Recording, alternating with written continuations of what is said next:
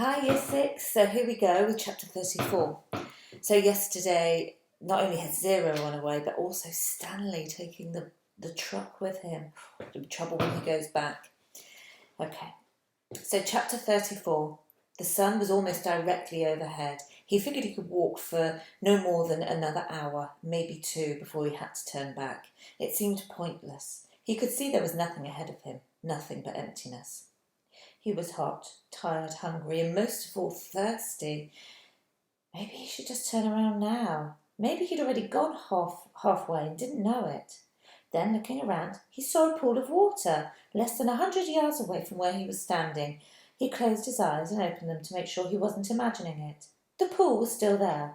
He hurried towards it, but the pool hurried away from him, moving as he moved and stopping when he stopped. There wasn't any water.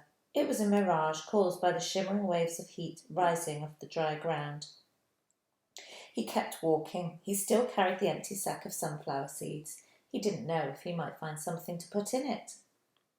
After a while, he thought he could make out the shape of the mountains through the haze. At first, he wasn't sure if this was another kind of mirage, but the further he walked, the clearer they came into view.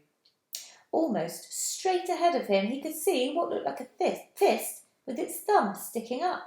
He didn't know how far away it was, 5 miles, 50 miles, but one thing was certain, it was more than halfway. He kept walking toward it, although he didn't know why. He knew he'd have to turn around before he got there, but every time he looked at it, it seemed to encourage him, giving him the thumbs up. As he continued walking, he became aware of a large object on the lake. He couldn't tell what it was, or even if it was natural or man-made.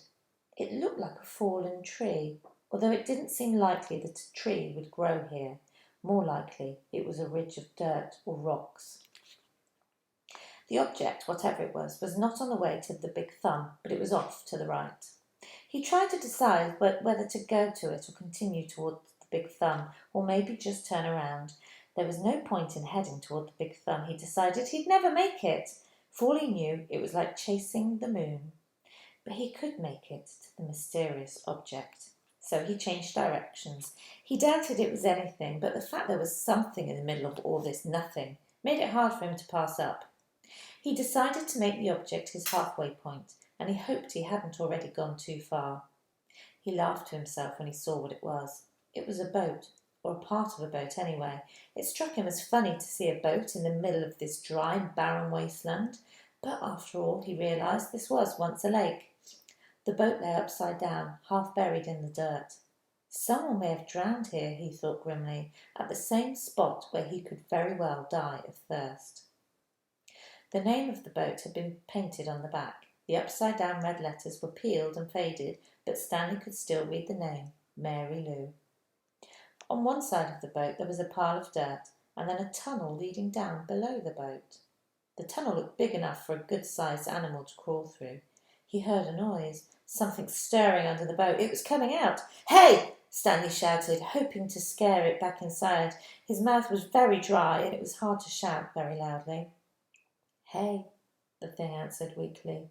Then a dark hand and an orange sleeve reached up out of the tunnel. Okay, we'll leave it there. We'll see what happens in chapter 35.